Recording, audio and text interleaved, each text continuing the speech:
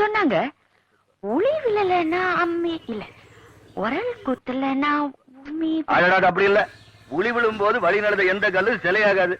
ஏர் விழும் போது கஷ்டம் நினைக்கிற எந்த நிலமும் விளைஞ்சு நிக்காது. இதுதான். உங்களுக்கு எப்படிங்க தெரியும்?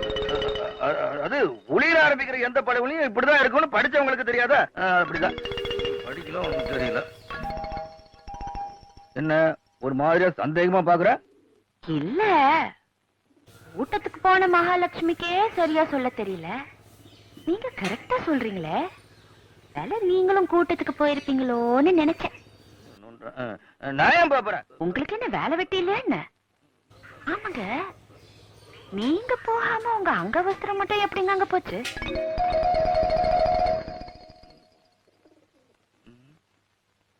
கூட்டத்துல கிடந்ததுன்னு கொடுத்தாங்க.